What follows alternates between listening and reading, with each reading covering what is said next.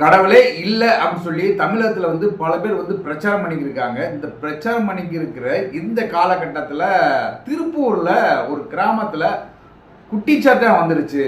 அதனால வந்து இந்த ஊரில் வந்து யாருமே தங்க முடியல அப்படின்னு சொல்லி எல்லோரும் வீட்டை காலி பண்ணிட்டு போய் பக்கத்தில் இருக்கிற கோவிலில் போய் தங்கியிருக்காங்க. என்ன அது குட்டிச்சாத்தா வந்து அப்படி என்ன பண்ணுது அப்படின்னா, இரவு முழுவதும் வந்து எல்லா வீட்டிலும் கல் எறியுது அப்படின்னு சொல்லி பயத்தில் அந்த ஊர் மக்கள் இருக்காங்க. இதனால வந்து அதிகாரிகளுக்கு அவங்க தகவல் கொடுத்தோம்னா அதிகாரிகள் வந்து அங்கே வந்து குட்டிச்சத்தான் இருக்கா இல்லை என்ன காரணம் சொல்லி அங்கே வந்து அவங்க விசாரணை பண்ணாங்க. அதை பற்றி தான் இன்றைக்கி நம்ம வீடியோவில் பார்க்க போகிறோம். நம்ம சேனலை சப்ஸ்கிரைப் பண்ணுங்கள். அப்போ தான் இந்த மாதிரி வீடியோக்களை நான் தொடர்ந்து உங்களுக்கு கொடுத்துக்கிட்டே இருக்க முடியும். கீழே லைக் பட்டன் இருக்கும், லைக் பண்ணிடுங்க. அவங்க நண்பர்களுக்கு ஷேர் பண்ணுங்கள். கீழே கமெண்ட் பாக்ஸ் இருக்கும், மறக்காமல் கமெண்ட் பண்ணிடுங்க. இன்றைக்கி திருப்பூர் மாவட்டத்தில் குட்டிச்சத்தான் வந்துருச்சா அப்படிங்கிற விஷயத்தை பார்த்துருவோம்.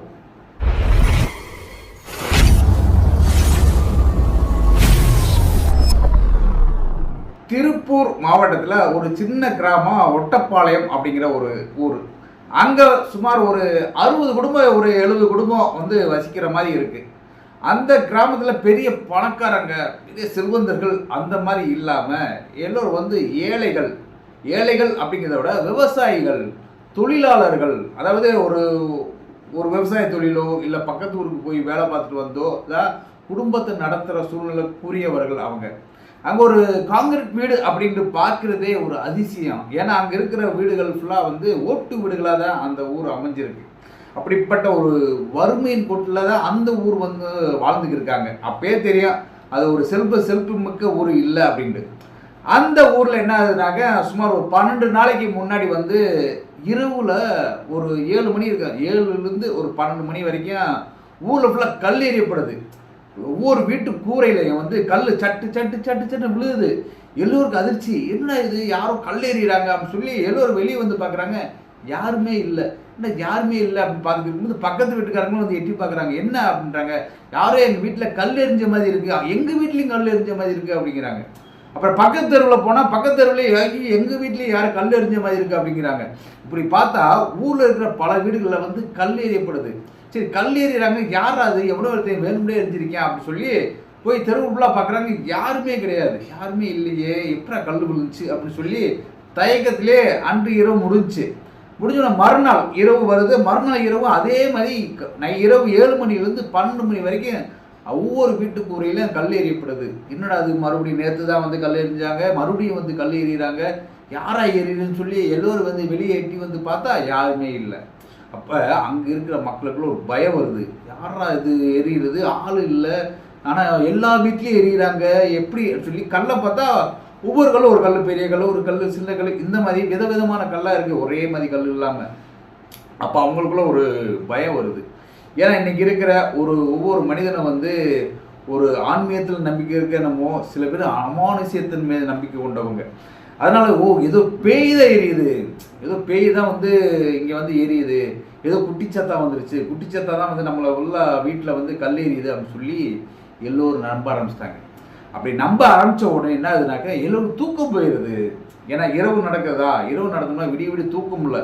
தூக்கம் இல்லாமல் ஐயோ குட்டிச்சத்தா வந்துருச்சோ, பேய் வந்துருச்சோ, ஏதோ எரியிறாங்களோ அப்படின்னு சொல்லி பயத்தில் வந்து வீட்டுக்குள்ளே ஒரு ஆளுக்கு வந்து வெளியில் பயம் இருக்கலாம், ஆனால் வீட்டுக்குள்ளே வந்தாலே நிம்மதிட்டுவாங்க. ஆனால் அவங்க வீட்டுக்குள்ளேயே வந்து பயத்தோடு வாழ ஆரம்பித்தாங்க. இதில் வந்து பெரிய வயசானவங்க இருக்காங்க, குழந்தைகள் என்ன சொல்கிறது, இவங்க பெரியவங்க வந்து குட்டிச்சாதான் வந்துருச்சு, பேய் வந்துச்சுன்னா குழந்தைகள் இன்னும் பயப்பட ஆரம்பிக்கும். அதேமாதிரி பெண்கள் அதுதான். ஏன்னா ஆண்களே பயப்படும் போது ஐயோ பெண்கள் வந்து என்னங்க அப்படின்னு சொல்லி பயப்பட ஆரம்பிப்பாங்க. இப்படி பயத்திலே வந்து கடந்த 12 நாட்களாக வந்து இருந்திருக்கு. 12 நாட்களும் 7 மணிலேருந்து 12 மணி வரைக்கும். ஏன்னா 12 மணின்றது வந்து பேய்கள் நடமாடும் அப்படி சொல்லி ஒரு பிரம்மை வந்து இருக்குது. அந்த பிரம்மையில தான் இன்னைக்கு 12 மணி வரைக்கும் கரெக்டாக கல் எரிஞ்சிட்டு 12 மணிக்கு மேலே கல் எறிகிறத நிப்பாட்டு 12 மணி வரைக்கும் கல் விழுது.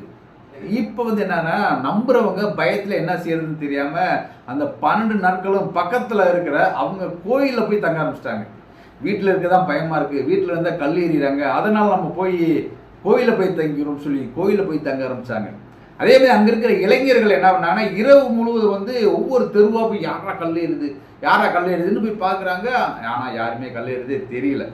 ஒரு கட்டத்துக்கு மேலே என்ன ஆகுதுனாக்க சில பேர் அமானுஷ்யத்தின் மீது நம்பிக்கை இல்லாதவங்க நேராக அதிகாரிட்டு போய் நம்ம புகார் கொடுப்போம் அப்படின்னு சொல்லி அங்கே இருக்கிற நம்பாத பல பேர் வந்து அமானுஷ்யத்தை நம்பாதவர் பல பேர் வந்து காவல்துறைக்கு வந்து புகார் தெரிவிக்கிறாங்க. இந்த மாதிரி நான் இரவு முழுவதும் எங்களை வந்து கல் எறிகிறாங்க ஆனால் யாருமே தெரியல அப்படின்னு சொல்லி 12 நாட்கள் இந்த சம்பவம் நடக்குது அப்படின்னோடனே காவல்துறை உடனே வந்து ஆக்ஷன் எடுக்குது. ஆக்ஷன் எடுத்தோம்னா என்ன பண்ணுறாங்கன்னா இது யாருன்னு கண்டுபிடிக்கணும் அப்படின்ட்டு அங்கே வந்து கிரேன் மூலம் அவங்க கண்காணிக்கப்படுறாங்க. இரவு முழுவதும் கிரேன் மூலம் பார்ப்போம் அப்படின்னு சொல்லி கிரேனை கொண்டு வராங்க.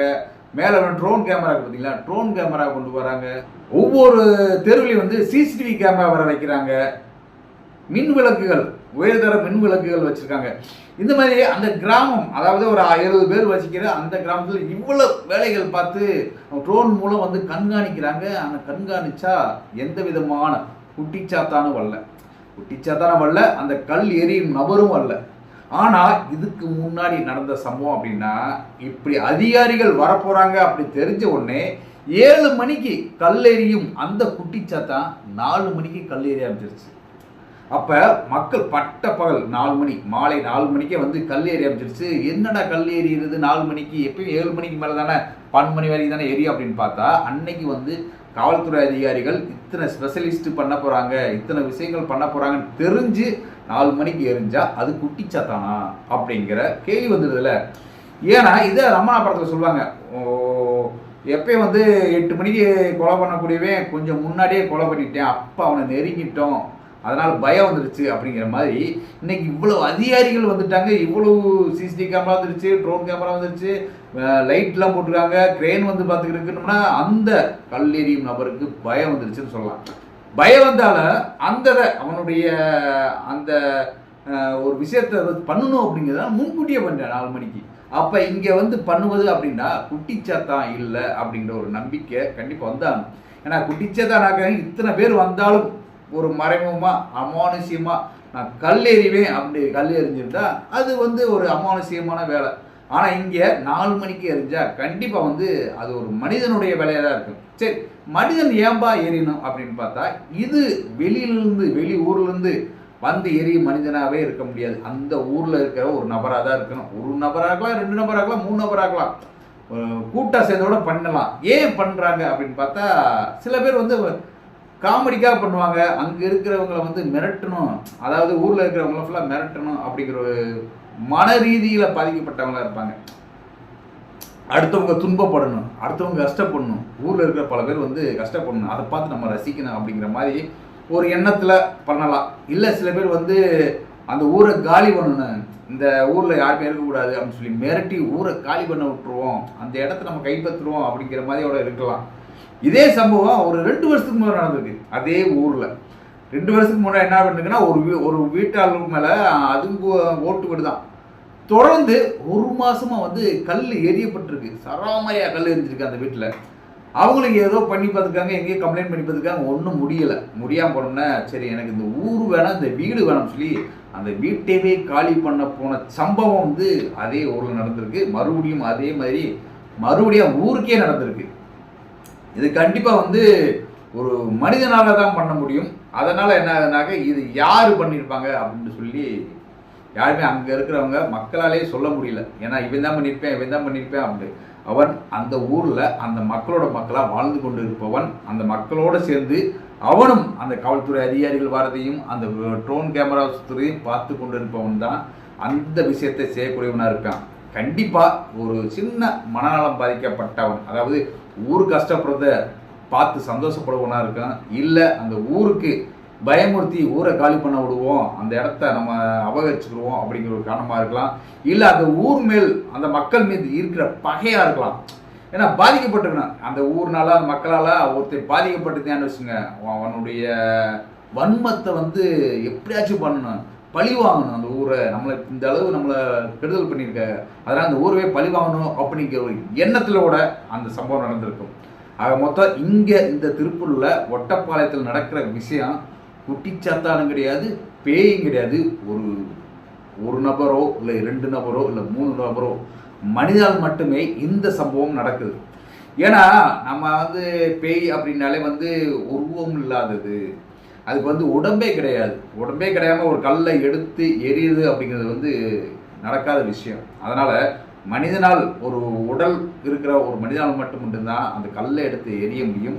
பேய்களாலேயோ ஆவிகளாலேயோ ஒரு கல்லை எடுத்து எரிய முடியாது அப்படிங்கிறது உண்மை. அங்கே நடப்பது அப்படின்றது ஒரு மனித செயலால் நடப்பது மட்டுமே.